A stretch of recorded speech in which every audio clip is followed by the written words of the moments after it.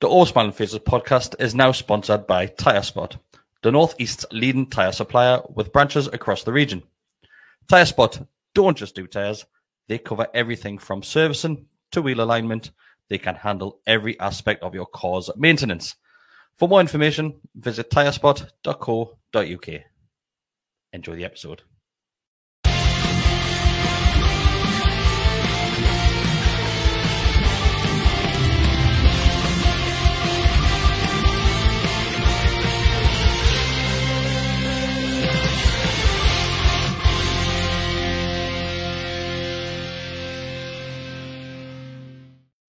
Hi everybody, and welcome back to the All Smiling Faces podcast on the Gallagher Shots YouTube channel.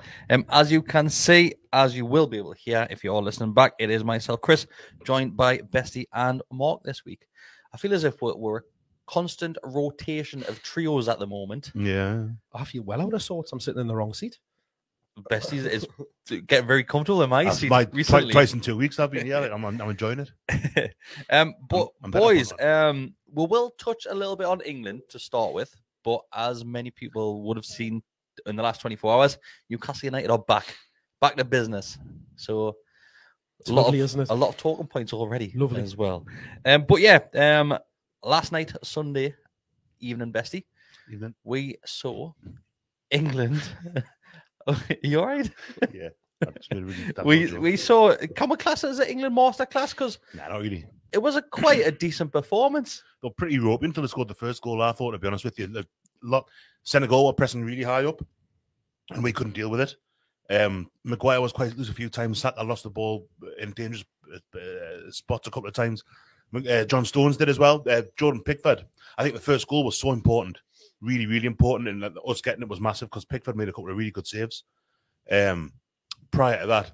But when England scored, they were scoring so close to half-time as well. The first one was like 30-odd minutes, I'm sure. I thought, get a second one before half-time and then that's it. That's it. They'll chase it because it's not like a group game that you can draw.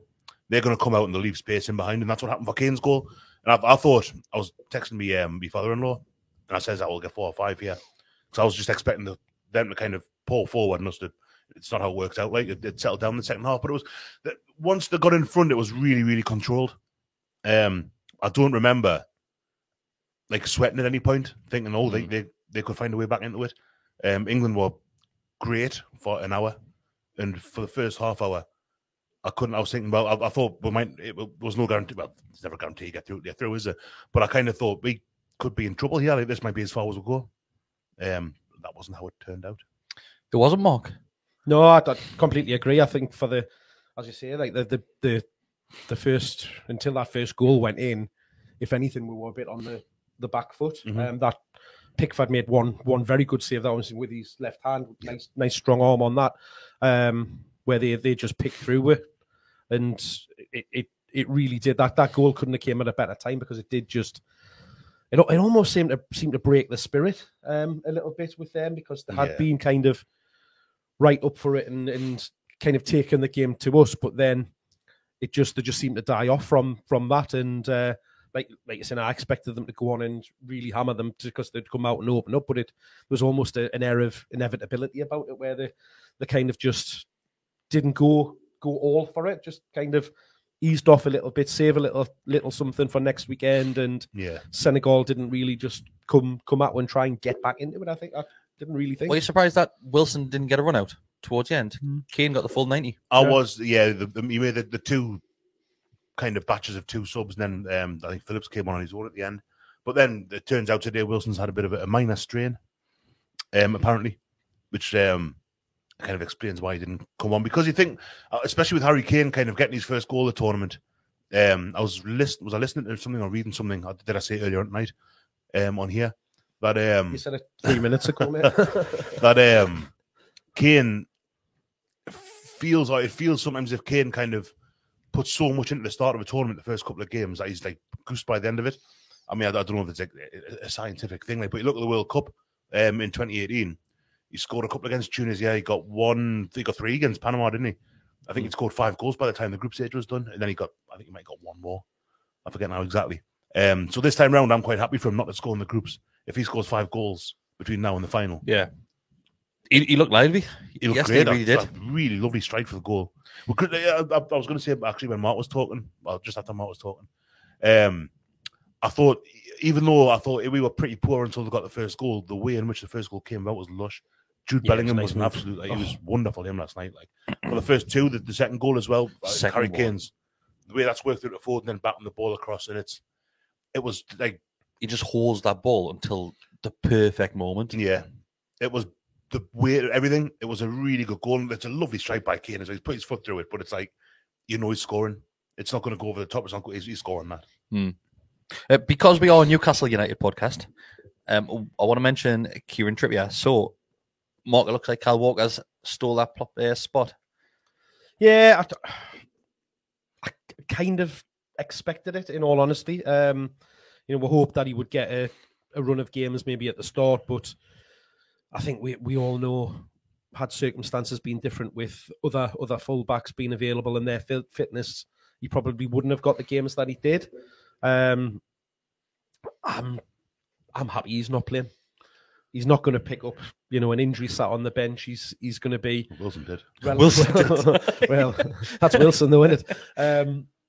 So I'm laughing about that, but Jesus. Well, I think they're playing it down a little bit, saying it's just a minor. So it's precautionary. I would have thought more than anything, but we've heard it with him before, haven't we? There's been pictures of him. Oh, Bestie, thanks for sharing it. Pictures of him in the swimming pool. Oh my God, what a photo! I've seen it. So he's doing that. A little bit of low impact stuff just to keep his fitness and could be in. Yep. Oh, we should score that. We all watching the Brazil game Korea, as well. People are just hearing random noises after we're talking about Callum Wilson. A little chance, but I was making those noises looking at the picture of Callum Wilson, to be quite honest. But I think Trippier hasn't exactly set the world alight in the games that he did play, so I don't know. It's very good against Iran. He was excellent. Wasn't great against America, but no one was. I think you might see him again against France. I think he could go 5 at the back with Walker at the. Could go either way, couldn't it? Yeah, with the right of the 3, and then you've got Trippier. Just because they might have to play all the right backs. Well, you've got in that game. It was Mark Ridley said on Twitter earlier. Says, "Why not? We've got 3 fullbacks there. 3 good right backs. Why don't they play them all for half an hour each? Give them all to give Mbappe a kicking, so they all get booked." Yeah. But then you've got Dembele on the other side, and you've got Giroud to think about. They're a great team, great. Oh yeah, I mean, I think if you're looking at the rankings of the teams that are left in it, I think Brazil are the best team there, France and then us. Yeah, that's not to say that we are definitely going to lose. I think we've got a chance of winning the whole thing. I don't think we will, but I think we could. Mm-hmm. But yeah, France, it's going to be going back to kind of what I was talking about with Trippier. I think my team on Saturday. You reckon? Yeah, I think you might see him play with 5 at the back with Trippier. Maybe he's looked short, but he's played him left back doing that before as well. Yeah, he came on at left back last week, didn't he? He did against Wales. Yeah. So there's a chance that I don't think his World Cup's over. I think Wilson's might be, even without the injuries. I don't think if you're chasing a game or you're ahead by the odd goal against France, if that's the case, I don't think you drop Kane. I think Rashford's form and the goals he scored as well is probably put paid to that Rashford little bit as well. Come on a bit wider, doesn't he? On the wing and kind of cuts in. But yeah, I think Kane will play every minute now. Yeah, unless we're like somehow 5-0 up, 3 or 4. Yeah, because I think Kane offers that much.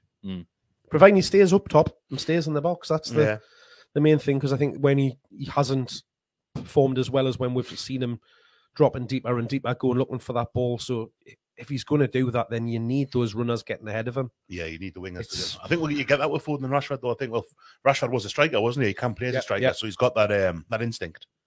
But I think he tends to, certainly at Man U as well, he tends to be a bit wider these days. So we'll see. But what would you say? Sorry, Chris, I know you asked the questions. You're my seatmate. So that's true enough. It's soaking up. I'm going to smash Asprey off the table in a minute. What would you say if England get beat by France? Let's say it finishes 2-0 to France on Saturday. Where would you say that that ranks with regards to par for England for the tournament? Do you know what? It sounds daft, but it is the path that you get to that final, and coming up against France. At that point, it's a huge ask. Yeah, of course it is. When you look at Brazil tonight and they're playing Korea, then it was Croatia and Japan earlier on. From here on in, that's a difficult run. And then they've probably got Brazil in the semis looking like one of Portugal. Spain or Portugal, you would have thought. Because I forget who they're playing now, but yeah, that Spain playing Morocco and Portugal. I'm trying to remember the planner now. Yeah, that's what I'm doing as well. Somebody in the comments will tell who Portugal is playing. Yeah. But I think I think for all the abuse Southgate gets, and people always say, well, they haven't really beaten anyone in group stages and stuff like that. Oh, sorry, any knockout rounds. Switzerland it is. Yes, of course. Fabian. Aye.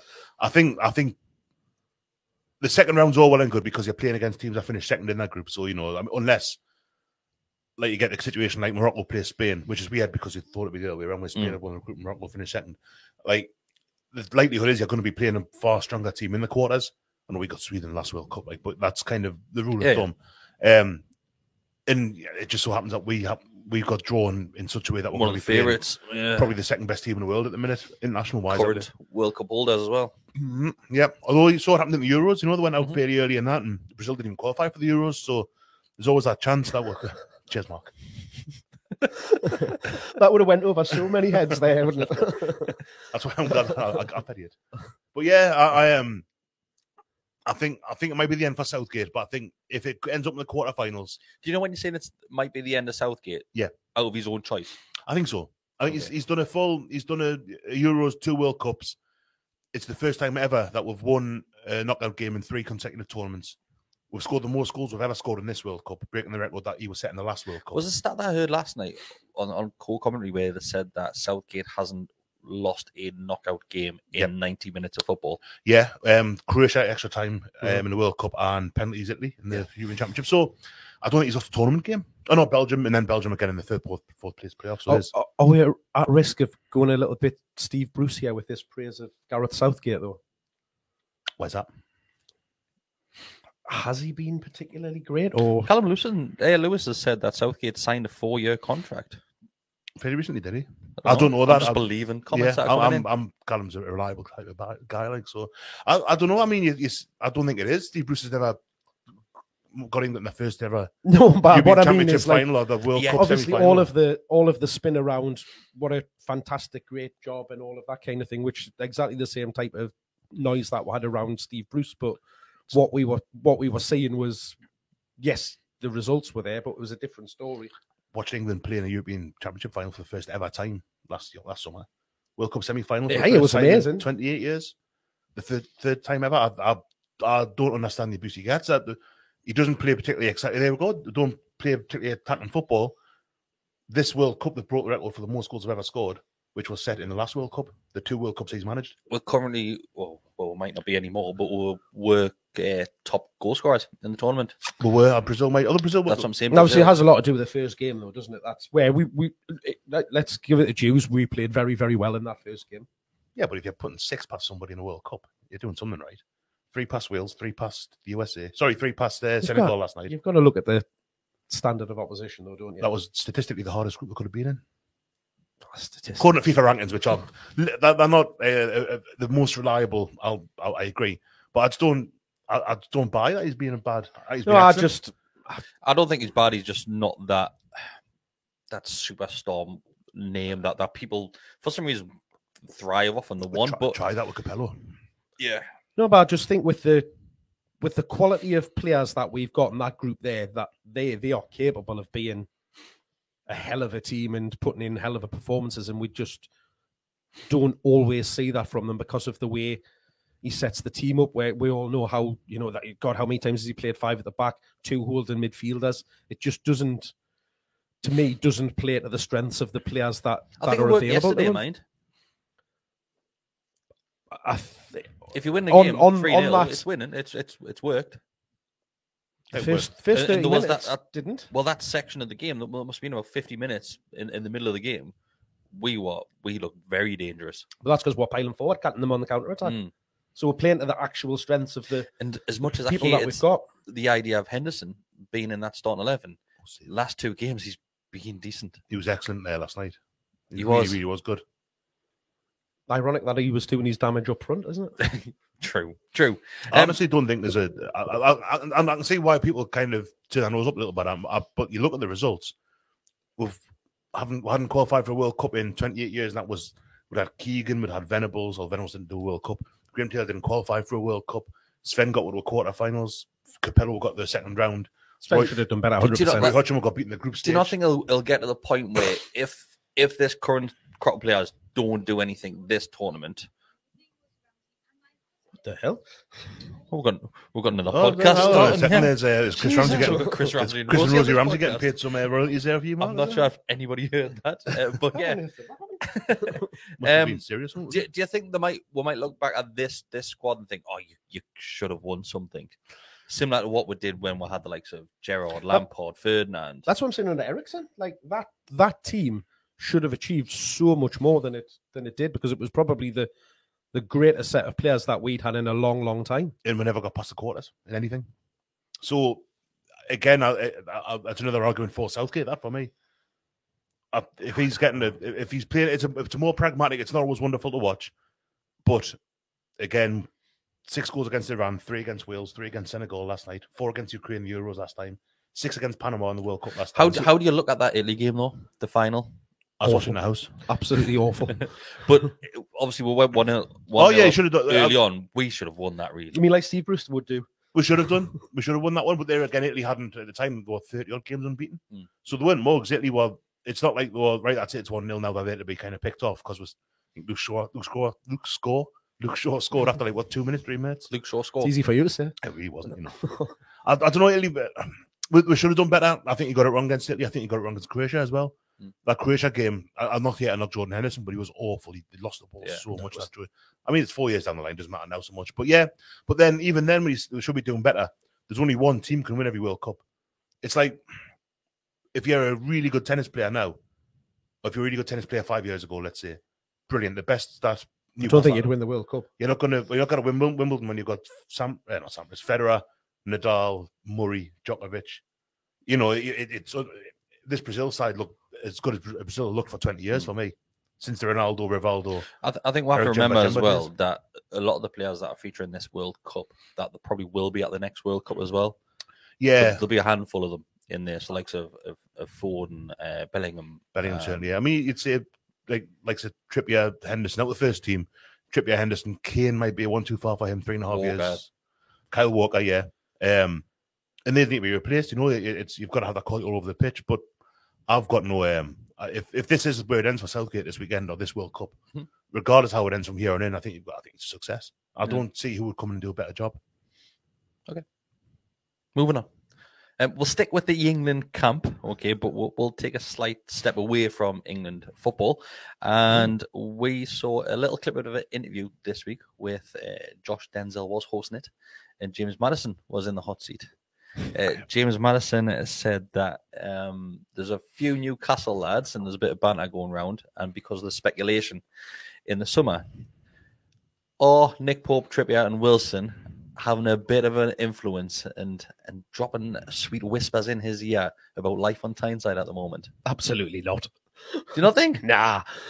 There'll have been, obviously there's the speculation about his future and all of that kind of thing, and that's what obviously the question was about it, and the links to Newcastle, which is why he then obviously talked about the players and them having a bit of banter and stuff like that. And they'll have said it like, oh, you're coming in, that kind of thing, but they're not sitting bloody playing on the PS5s on a night time in the room saying, yeah, you're gonna come and sign for They're win, transferring him into that squad, mate. That's what they're doing on FIFA. It's Do you think, if we'll flip it around though, Bestie, do you think he's asking questions? I wouldn't be surprised if something was if it was going to happen. I'm not saying it definitely is. I don't know. Like there's been a little bit of cold water poured on big transfers over the last week or so on by looking. I think the Athletic, Chris Wolf wrote a thing to say it was going to be a bit more modest as well. But if he was to come in January, I think he would already know. There'd be something sorted out. It's not like Football Manager where you on January the 1st go, I'd like to buy James Maddison, please. Okay, James, do you want to sign for it? Yes. Yeah. They'll have been talking to people for weeks and weeks and weeks and weeks. So I think if he does turn up, I'm not convinced that he will anymore, to be honest with you. But I think if he does come, I don't think he would need. Why do you think it might not happen anymore? Just with what's been said in the press. Can you still call it the press? What journalists have said over the past week or two to say it's going to be a bit more modest. I know they've said that twice already. And I think someone will come in, maybe he's on a big marquee James Maddison-esque signing, but I think we will see like a bit of quality coming into the squad.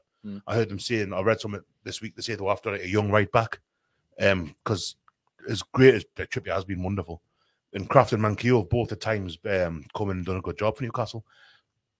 I think they're looking at that a little bit of a step above those two, with all all the respect in the world for them. So yeah, it might be a case that they kind of fill the squad a bit more rather than trying to get someone in there who's going to be a big wow signing. Who's going rather than putting all your eggs in one basket, just spreading that money out elsewhere. I think so, yeah, because the Kual, is it Kual, the young Australian Garang Kual, yeah. Like I kind of what I read, I think it was Chris in the Athletics saying that's more what they want to do is try and look for. There's that young kid at Vasco da Gama, Santos, maybe that looking at.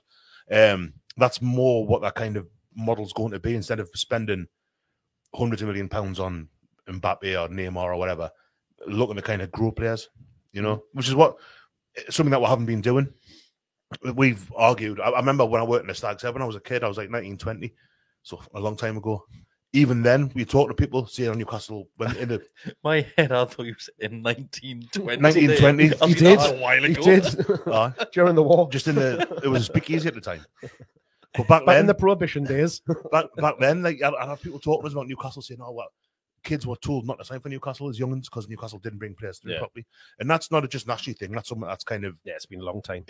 You look at the players. I mean, Michael Carrick's an example of Alan Shearer that Newcastle famously lost. To Spurs, Southampton, whatever. So, yeah, it's something that's it's almost like a cultural thing at the club that's totally changing. One of many, which I'm quite happy with, to be honest with you. If they're confident that they can bring these players through, Kual, I didn't see a massive amount for Australia in the World Cup, but he's very, very highly regarded. I'm not sure what the current status is with work permit, and because he had to play a full game or something like that for Australia to guarantee some sort of. He hasn't hit enough in football. Yeah, go on loan somewhere. But what I did like to see is when Australia travelled back home, he was wearing his Newcastle United shirt. His shirt on, aye. Yeah. Is he doing that to get recognised, do you reckon? I don't know, maybe he didn't look very happy in it before, it was like, but I think the way that the Australians have been going on with the how far they've got as a national team, they're the biggest thing over there at the minute. Everybody's going on, wild because of the achievement that they did, because it was fantastic for them to get as far as they did. So tough group as well. They're just celebrating. So I think they'll definitely know who those players are, and it probably just helps our profile a little bit more over there. I know obviously there's a lot of the expats and stuff like that obviously follow away, and there's supporter groups out there, but they'll recognise the fact that why has he got that shirt on? He's loving life at the moment. Obviously signing for Newcastle, then heading straight back. Was it classed as a pre-contract sort of signing? Yeah. He goes back to the dressing room and the chanting. He got interviewed the other day as well, and he was questioned about Newcastle United, and he went, "Oh, this is why I'm wearing these shoes, because the shoes are black and white." Yeah, I saw that. He's just loving it, isn't he? Absolutely loving it. How long before he gets a tattoo? It's a huge move for him, man. Like, imagine you're a young kid playing in Australia. You just don't expect something like that, a big Premier League team to come in and just sign you like that. He's one of I think there's 4 or 5 brothers. His eldest brother's at Stuttgart. There's someone else. Is it like the Amiobi's all over again? Sort of, aye. He's got another brother who's doing all right. I think still in Australia maybe, and he's obviously got the move to. He's at Central Coast Mariners, isn't he, at the minute? He's coming over to Newcastle, so I think you'd probably see him go on loan in order to get the work permit stuff kind of ironed out. But apparently, he seems to be quite an exciting. And what I've read yesterday about him, or the weekend about him, just a good lad as well, like a proper. Someone who's in that Eddie Howe mold. Yeah, someone who's like a listener, someone who's kind of intelligent on the ball and all that, and someone who the club can bring on, which is kind of going back to what I said earlier about. So very direct, isn't he? Like, and he just doesn't seem to have that fear. Which obviously, being a young lad and in those kind of things that you do almost play without that bit of fear. But imagine if that last minute chance that he had, if that had gone in. Oh yeah, me. So it was a very good save. So, but it's exciting, isn't it? If anybody does have any questions, fire them our way as always. We'll go through as many as possible towards the end of the show as well. Stick with international football. Bruno, he's currently an unused sub, I believe. I don't think he's made it on the field. No, he's not yet. He has featured in all but one game, I want to say, for Brazil. Yeah, I don't think he played in the first game. Did he play in the first game? He's played 2 group matches, I'm sure. Yeah. So he has featured, but apparently Brazilian fans are the complete opposite of Newcastle United fans. They do not like Bruno Guimaraes. Really? Yeah, so he was getting a bit of shit Was that on 'cause- Twitter. That's probably because all of the chances he missed the other night, I would have thought. So yeah, I think it was down to his performance the other night. But I thought he played all right when he came on. Once again, he was hitting top of the league. Well, not the league, but top stats for that Brazilian squad, and only been on the field for 30 minutes. But I think a lot of people have looked at the chance that he gets at the end, where the ball is shoulder height, and he tries to reach He it. did have probably maybe 3-4 good chances. A couple of them were a little bit tricky, but it's just one of those ones where on another day, all of those go in for you. It just seemed to be that he just couldn't buy a ticket for the chances he was getting. He just wasn't happening for him at all, and it just seemed to keep falling to him, and he kept a bit like Lukaku the couple of days before as well. He had exactly the same. He had 3 probably easier chances and didn't score those. So it's fine margins, but I think as a whole, I think he's played pretty well. From what I've seen in his, certainly if not the last game, the one before it, I thought he was excellent. Yeah. When he came on, When he changed the game for them in that performance. And so I don't know, it depends what you're looking at, isn't it? If you're just concentrating on those missed opportunities, then you're probably thinking, God, what's he doing? What's he doing in the team if he can't put them away? But if you're looking at his performance on a whole, Their he losses brings a our lot gain more. as well. Yeah. Again, like same with Trippier. If he's not getting minutes, he can sit on the bench. Then it keeps him fresh and fit for us. And arguably looking at that result tonight where Brazil have gone absolutely wild against Korea, the first half were unbelievable. You can probably see why Bruno isn't getting basically an easy pass into that starting 11, because that's a very, very good squad. It makes it all the more unlikely, or less likely, is probably better saying it, that he'd start the next game, because Cheetah is not going to go like, I'll tell you what, I'll mix it up a little bit for the quarters. So, yeah, I didn't see the last game. I missed this. I didn't see the chances that he missed, but he'll get his time. He's still a young lad. He's got a good while yet to kind of, like what Mark says with Trippier, Shea's not played a massive amount of football, Pope's not played yet, Wilson, so they've all been training ready to play and just haven't been getting the benefits of the training without the kind of the drawbacks, if you want to call it, of actually playing football and getting kicked and all that. So it again, this break feels as though it can only be good for us, really. Yeah. I love it, mate. Before we continue, I want to say a couple of mentions to a couple of people. Mark, we forgot to do this the other week. We said I know, I did. I keep on forgetting. I had to write it down today, so I didn't forget. So first of all, thanks to Will Fakes, who we bumped into in Turtle Bay after the last home game, and he showed us. Well, he sent me an article which he had done for is it dissertation? Can be called? Dissertation, yeah. On dialect and how dialect is used in podcasts compared to Sky Sports. And he actually chose us to do it on. Champion. So obviously the whole pronunciation of Bawunyana compared to how Sky Sports would portray that sort of thing. He sent it over and it's great. I think, did he get an A star? Well, I don't want to take any sort of credit for this, but he did in fact get an A star. A lot. Should you take any credit for you either? I think it's a lot to do with the subject matter that got those high scores. You're probably the most RP on the whole team. But yeah, that was great to bump into to Will. It really was, and for him to show us that. Secondly, a massive thank you to SW Portraits as well. Sent us another Newcastle United print a couple of weeks ago. Oh, is that that bad lad? Yeah, it's cracking, that one. So I love that one. Yeah. I like that one a lot. So we'll put a link as well in the description once we're finished recording this as well, if anybody wants to go and visit their store as well. So thanks very much. If anybody else wants to send with free shit as well, we'll take it. What do I want? What do I want?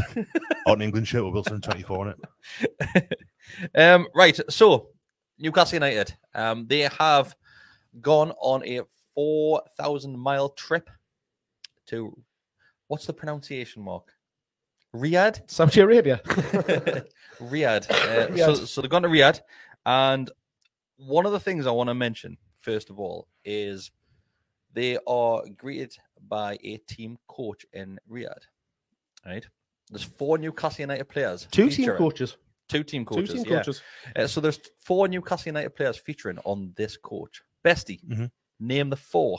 So Maximin, Joe Linton, Almiron, and Jamal Lascelles. Well done. Thank you.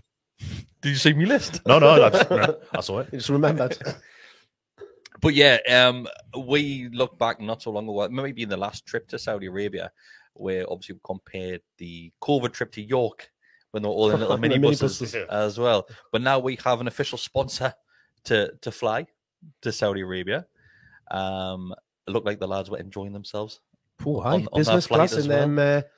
them lie down seat bed things. And as Joe well. Linton rocking up with his pink/red hair. Yeah, right. Tell you what's interesting about that is the thing with the Funny 88. Remember the kind of retro shirt that came out last year with a stripy collar? The memo shirt. Yeah. Something along Yeah. there.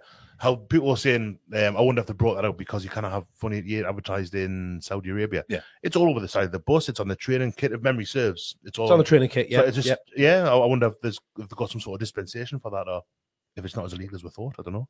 Because there's that many bloody training tops flying around with no sponsors on them because Castle kind of get their act together. It can't be that hard to come by. Did they wear, when we played there in the summer, did they wear a sponsorless shirt? I don't believe Or that. did they I think they change? wore. No, I thought they wore the normal shirt, I Yeah. believe. I can't remember now. Because everybody thought they were going to wear the memo shirt and they didn't. Yeah, that's right. No, just something I thought there. Because on the side of the bus, obviously, it's obscured by wheel arches and stuff, and they've got the print. Oh, looks like Bruno's going to come Oh, on. look at No, that it's not handsome Bruno. lad. Is that present? That's not Bruno. I did that as well. Yeah, but it's still it's clearly Funny 88 in the front end. It seems strange that. Well, not strange. I'm not kind of trying to cast aspersions or point fingers and stuff. But just when quite a bit's been made of obviously gambling, it's illegal in Saudi Arabia. I think it's illegal in with Muslim countries. Full stop. Correct us if I'm wrong here. Yeah, it's I'm not gambling that laws. clued up. Gambling laws in the country. Yeah.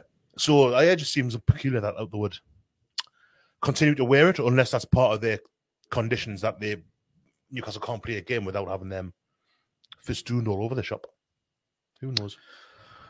I'm not sure because obviously all the training gear that they're wearing as well. Obviously that's plastered with Funny 88 as well. Yeah. It was good to see Emil Kraft back as well, despite him wearing last season's training jacket, which was a bit strange. There's been a bit of that going on. I've seen players in Nick Pope when he got his Player of the Month or something. He was wearing last season's with a black stripe down the middle. Well, we all know how difficult it is to get your orders fulfilled by Castor. So there's a probably what shout the from problem Keegan is. Burrows that says we were wearing another sponsor last time. I thought we I were. can't remember that. I thought we were. I can't remember that either. What sponsor was it then?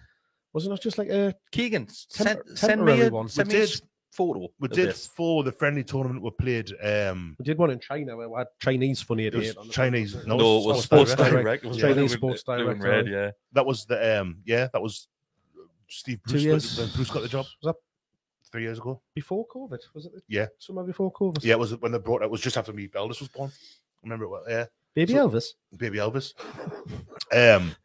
So yeah, it's been done before. That it's a good point. I forgot about that. So yeah, I hadn't realised I had done for the last trip to Saudi, and it's not really important to be honest with you. Just an observation. So Eddie Howe has said, and I quote, "We look forward to facing Al Hilal, playing in front of our growing numbers of supporters in the region." It's another trip to grow Newcastle United, isn't it? Oh yeah. There's no other way of looking around that. Backed by STC and Saudi now as well, like so. It's all kind of It's to showcase the it club. is. It's another little kind of step in that process. Do you think it also goes hand in hand with the possible deals that we can get for sponsorship because we'll have Darren? Is it Earls or Eels? Is it Earls? Eels. So he was on the flight. Yep. As well. As was Silverstone. So we believe Alicia. Silverstone was there. Not Alicia, no. as well. She might be. I mean, I don't The know. I'm not sure. He was there as well. So Pretty sure it was him in the photos that have been taken today in training. and There's definitely a bloke with grey hair with Amanda and Mirdad. do you think?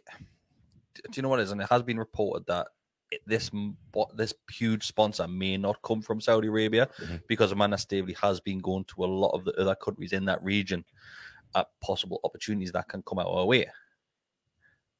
Do you think we're going to leave with a big sponsor in the bag yet to be announced? Nah, I don't think it'll come from there.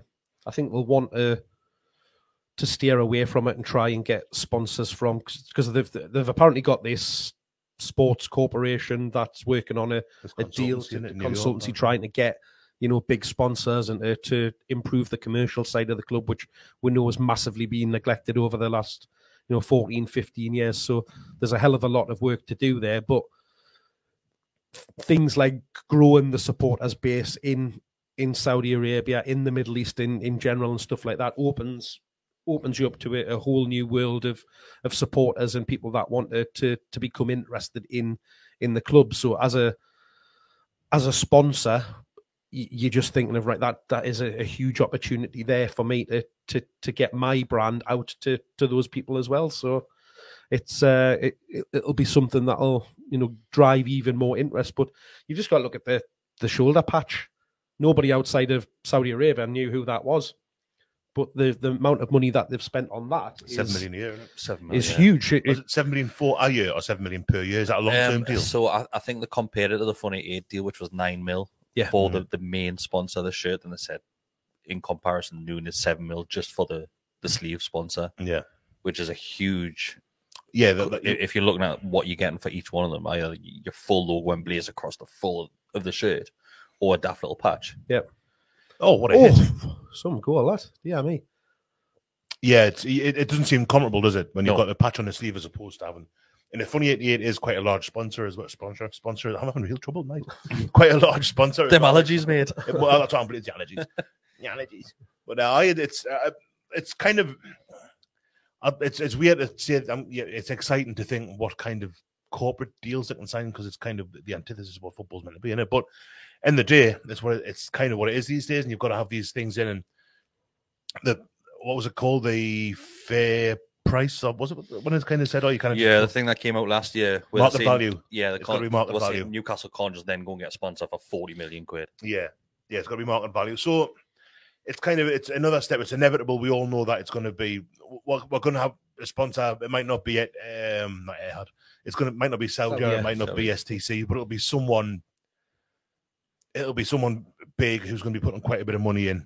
And I think, and again, compared to this time last year, I know I spoke last week or the week before about how different a transfer window could be, because players are going to want to come to the team third in the Premier League as we are at the moment. Same for brands. Yeah, it's going to be exactly the same. They're going to be looking at Newcastle thinking, well, they're going to be in Europe shortly. That extra audience watching Europa League or Conference League or Champions League even, maybe. We'll see.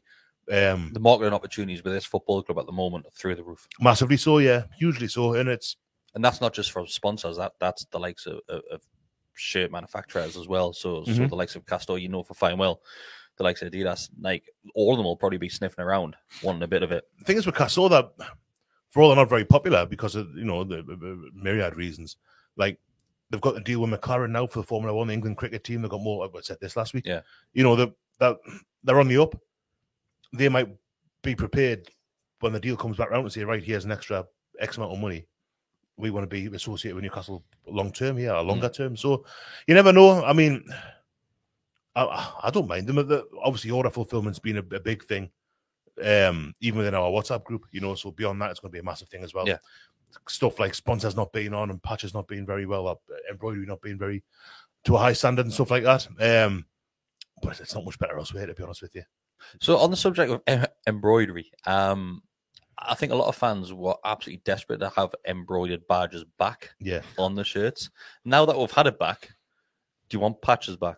I'm thinking about getting one of the pro versions of the shirts. Just you mentioned this last week, so you had the patch. Just because it looks better. Yeah. And I was reading a thing on Twitter a while ago now, a few months ago, about someone who an expert in fabrics, let's say, so who knew about football shirts.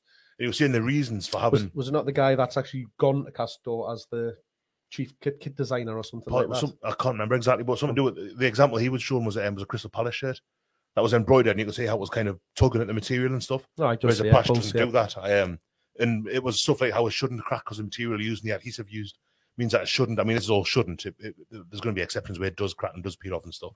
But yeah, I mean, we had a patch with Puma for a long time, an embroidered patch for the most part. Like, we did have the iron-on plastic ones, like 2014 it was. But but it didn't never really bother me. Sunderland had it with Adidas as well, man. You've got it with Adidas. It's very rare to see a team with a fully embroidered patch like the logo that we've got now. So it's just the way it is. And like I say, the quality of the shirts, the replica shirts, especially Adidas ones I've had over the past 5-6 years, isn't great. Like that's the Castore. There's not a big difference between Puma, Castore, and Adidas for quality.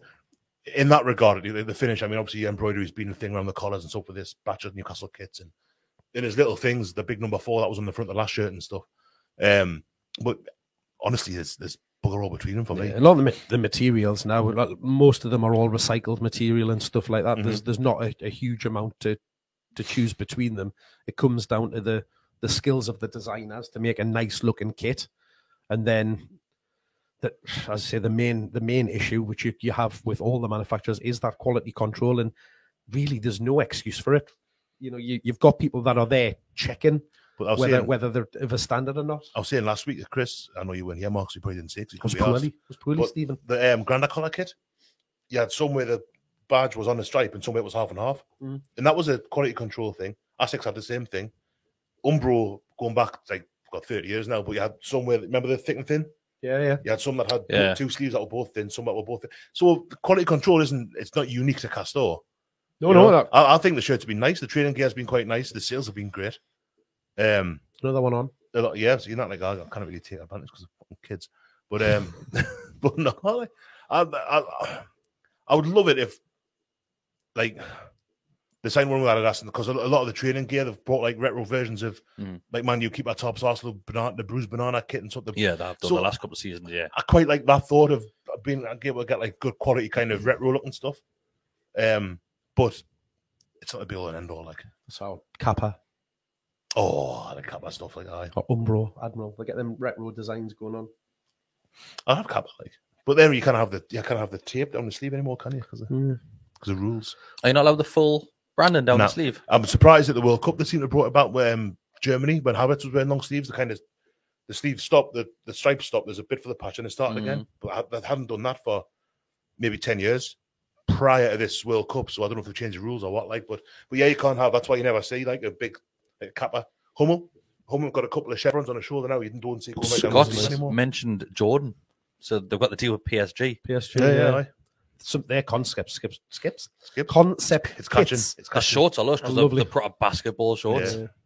Yeah. They do some nice kits. To be fair, but I don't think. I think that must be just unique to PSG, isn't it? Who else has got Liverpool? Haven't got that kind of thing, or got New Balance, haven't they? Liverpool. No, it's nice. Like now, yeah, it's been this season, like for 3 years now. Yeah, has it been that long? Yeah, aye. Yes. I had that one with a green bit in the collar. But no, I think we'd need to do more collab kits. England's got a collab kit at the minute with Burberry, black and gold. Is that not a snide? What concept kit? I've never seen it anywhere, but like, is it official England merchandise though? No, it's a concept kit through Burberry. Because I bought the Euros, no, that was black with absolute snide. Then it sounds like snide to me, man. I want to touch on a couple of things. So if we take a step away from the trip to Saudi Arabia, I also would love to see Eddie Howe mic'd up. Actually, I will leave it at that. So the club have. I'm glad you're wearing his hat tonight. Yeah, so there's a couple of comments. Do better. There's a couple of comments on Twitter today where people had tagged the podcast in and Gallagher Shots account in, just saying Eddie Howe's wearing Chris's hat again. So thanks for that, everybody. Still doesn't fit him. It's huge, isn't it? It's absolutely huge. A couple of things which I want to mention is Ryan Fraser has apparently been told that he can look for another club, probably in a nicer way than what I've just said there. But it said that he can leave. It's very John Call that. I know. Jonas there, and he can leave the club. Shocked by that one? He's thinking. A little. He hasn't. He's little. He is little. A little man. Tiny. A wee man. Tiny. He hasn't featured much, has he? No. So I think he's gone down the pecking order a little bit. But you know, I think it's probably his injury issues that are maybe pushing him towards the exit door, because you know back end of last season he was very, very good when he had that run of games and stuff like that, but he hasn't featured much at all this season. He's fell behind even Jacob Murphy, which God you'd never expect to hear say those words. But Murphy's been good, mind. I say the last few before the World Cup started. So and that's. So do you think it's probably a bit of both parties here? Why are you putting that on again? You must be pressing your watch. He's putting another podcast on whilst we're recording the podcast. Same one again. In the car or something? Yeah, I think you're touching his watch, and that's what's causing it to do it. So, do you think it's both parties? Do you think it's Fraser realizing that he's not going to get much game time, along with the club saying you're taking wages, and you're not really going to feature? It could well be. I mean, Fraser, he's going to want to play football, isn't he? And from what I saw today, Southampton seems to be the most likely destination for, and that's a Premier League team probably going to stay up. Memory serves, they're struggling a bit, but they're not in like that much danger, I don't think. I think it might be a bit of both. Yeah, Fraser's going to want to play football, and he's probably sat this with Sam Maximin being injured as well, and he's still not playing. He's probably thinking like, and obviously Almiron's forms on the other wing, thinking, well, I'm not going to be able to go over there either. So maybe he is thinking that it's time to get off. It's going to happen, it's going to happen to all of them, like at some point, like so. Yeah, except Bruno, maybe. Bruno is here forever. We're not letting him go. Scott has a question for you, Mark. Mm-hmm. What's your beef? What's me beef? What with? What podcast you just been listening to? Oh, is that not a question on that podcast? That completely went over my head there. You got a beef that you want to get off your chest? Beef there. Seems like you're trying to bring that podcast into this one. No, I haven't got any beefs at the minute. None. Okay. Okay. I've got a beef. Do you want to hear my beef? What's your beef, Chris? My beef is that the rise of Newcastle United YouTubers, which we are yet to feature on. See that? The nerve. What happened? The Chronicle done a story about Newcastle United YouTubers. I think we were the only ones not to get a mention. No, there was a few. However, there was people mentioned as being YouTubers that aren't even on YouTube, which I did find odd.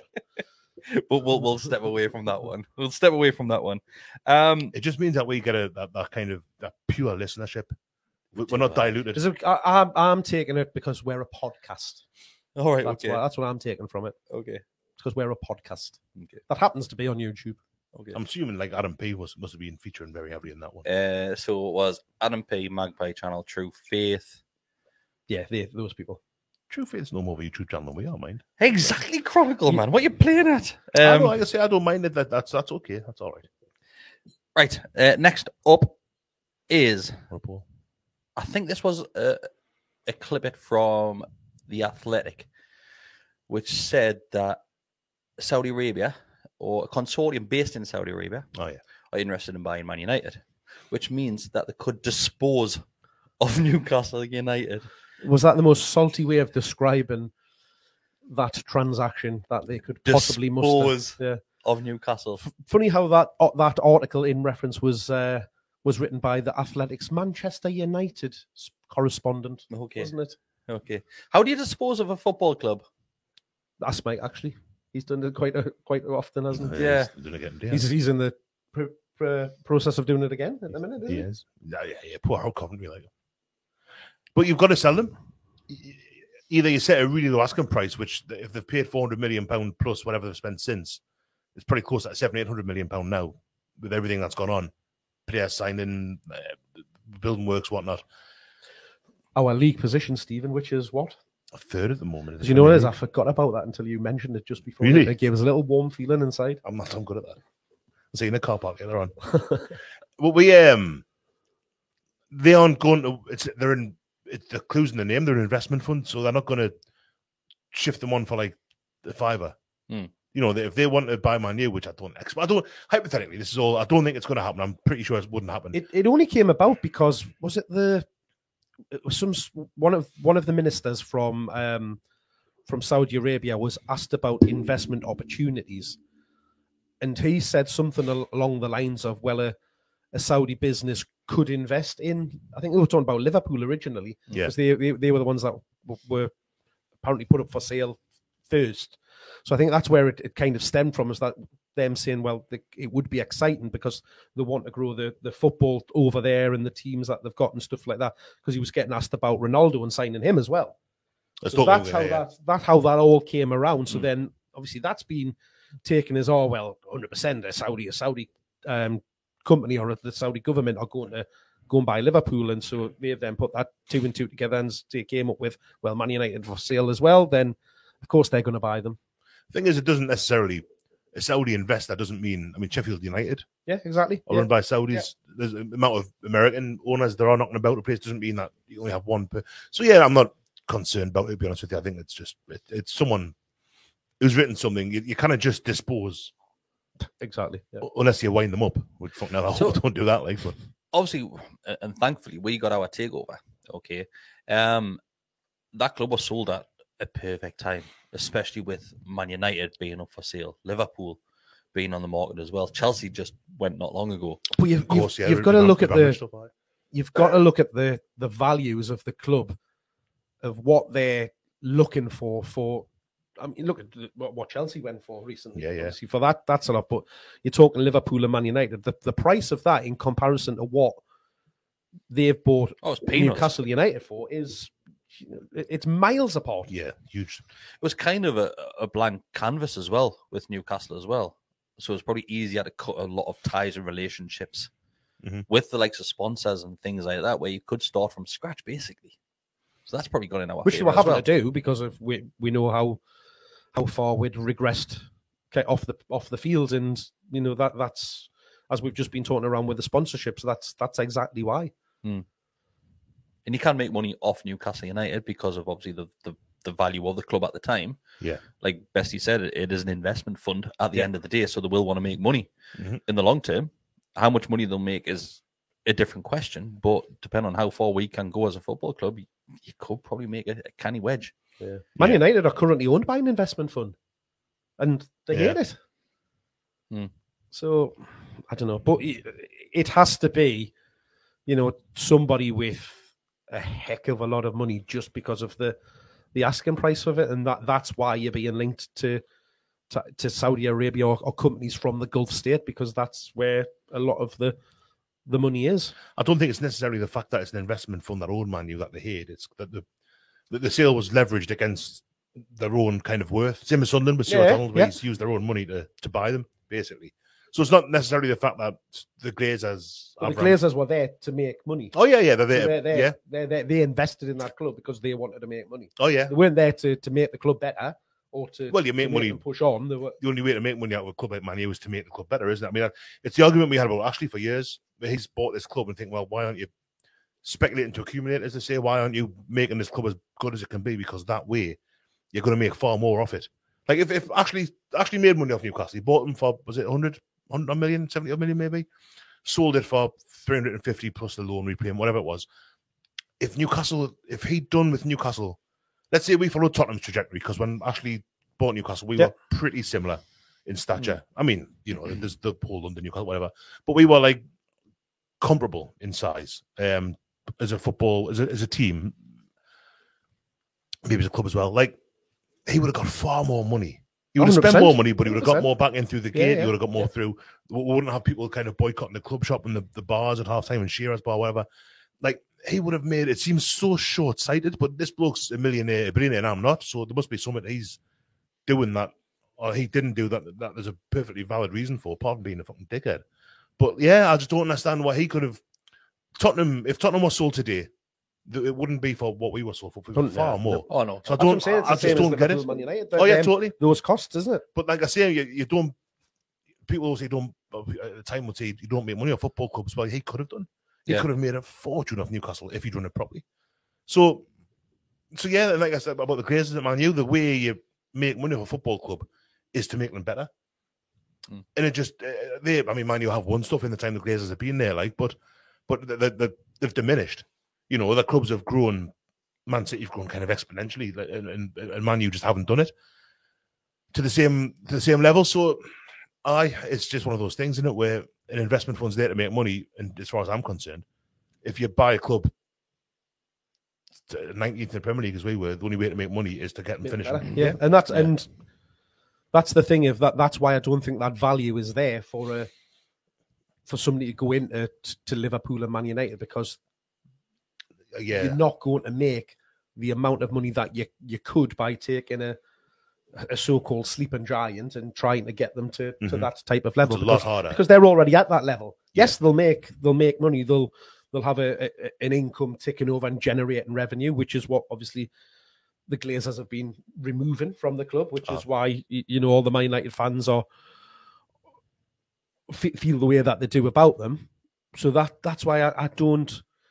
Yes, it's an attractive investment because of the name and the history of Liverpool and Man United. But if you're purely wanting to make a lot of money, you're not going to do that there. No, so not at all. Someone who's got that kind of money, you want to be looking. You want to be looking at clubs that are of similar stature to where Newcastle were a year ago. Even now, someone like Villa, Leeds, you go by Leeds, Villa, someone like that, where down West Ham.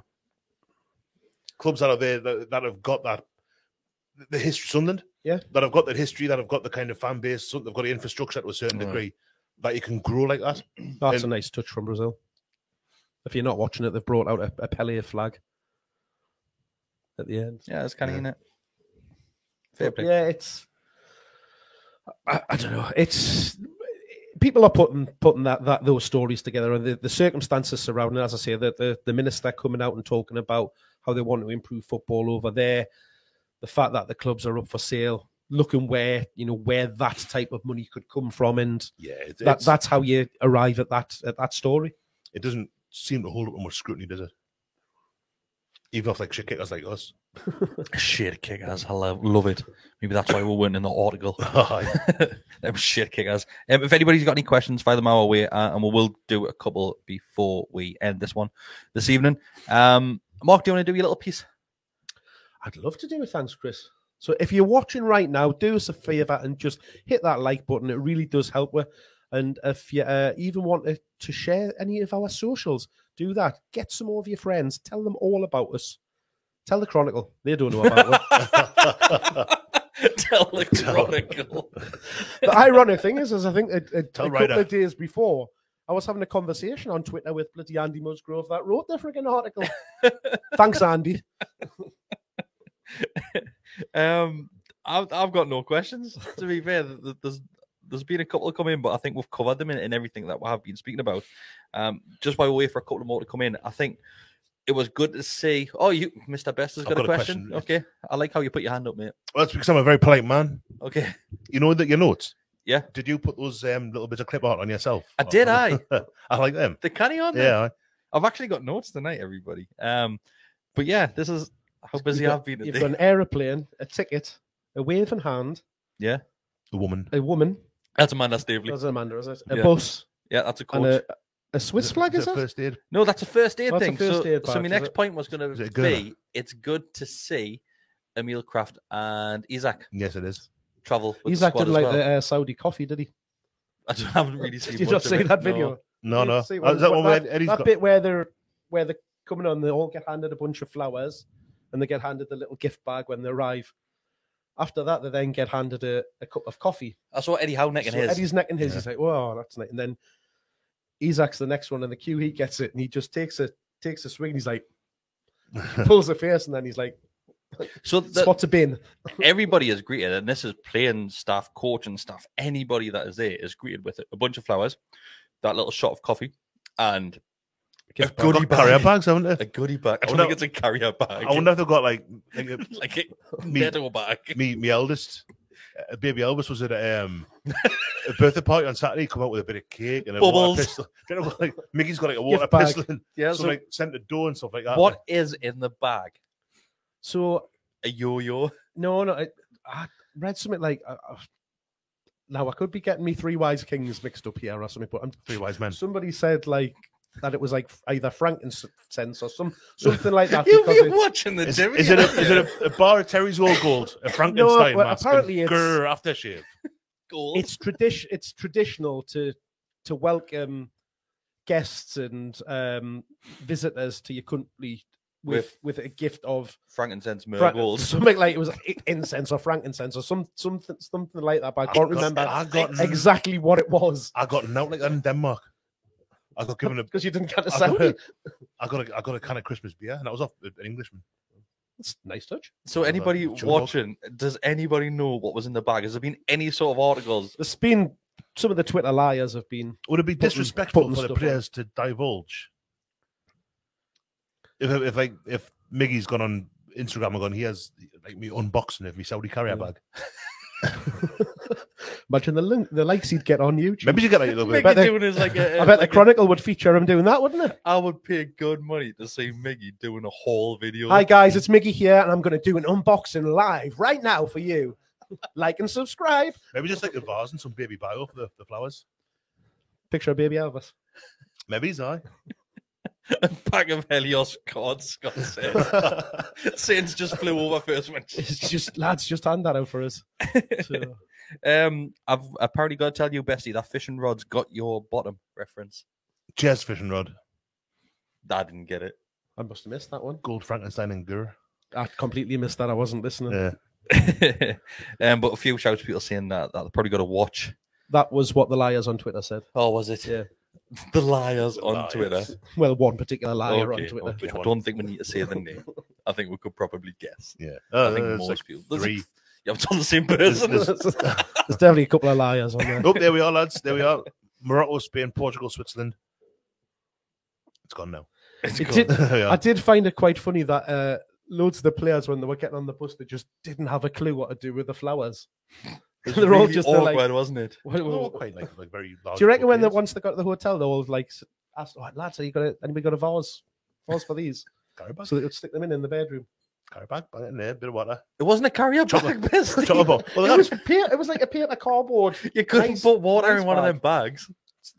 it's still a carrier bag. I mean, you can put water in a plastic. Like the stuff that you buy when you get flowers anyway. Yeah. No, but it was like a wrapped up bunch. It didn't have like the watery bottom. It could be a bottle of water in the bag. In a carrier bag. Maybe there was a vase and a bottle of water in the If you bag. get one of them Morrison's For the ones, the flowers? paper ones, you get some weight in them. That's what I Like. mean. Like, It's like they've, you got, wanna- they've got the bottom full of water, haven't they? It's like No, you, no, I'm saying a carrier bag. it's like you want This to was- fish from the fair. Aye. This was like was fresh cut flowers just wrapped up. So definitely need to go in a vase of water. Yeah, Graham Dougal agrees. Maybe there was a vase in the bag. I don't That's think there was, it. though. Let's The stop that. flower cake kit. Who do you think out of the playing squad? Who do you think is going to look after the flowers the most, Bestie? Ooh, now there's a Good question. shout, that. Loris. Okay, Loris Karius, yeah. He'll Okay. spread them on his bed, him, won't he? I reckon man kill me like. Man, I was thinking maybe it's Van Kiel. Yeah. Or maybe it's Chris Wood because he looked very sensitive in his glasses. he did, didn't he? Yeah. in his turtleneck. Doesn't he look like he'd been sitting reading poetry on the plane? Yeah, yeah. Who do you think's gonna? Whose flowers are going to die first? Dummets. ETs. He'd probably try eating them or something. Everybody Oh, was snap. agreeing. Everybody said dumb it in the comments. The poor lad. I think Trippier's because he's not there to tend them. He probably didn't get any. Okay. I think that's us done. I think we're going to end it on that one. Anything else? Anybody wants to mention what's in the bag or possible could be in the bag? Adam Peel being one of them. Oh, no, that's. Get back to the hotel. Adam Peel just get out one of the bags. Which we're back to Gingland, lads. Right. Thanks everybody who has joined us tonight. Thanks everybody who is listening back to the audio as well. If you do want to become a member, it's just $2.99 a month. You get extra content. You get early access to things, many things which will be returning in the next couple of weeks as we're seeing Newcastle United take to the field. If we get 400 likes on this video, I'm going to give you all one of those carrier bags. Just the bag. Not saying what's in it. Thanks everybody. See you It's later. not a carrier bag.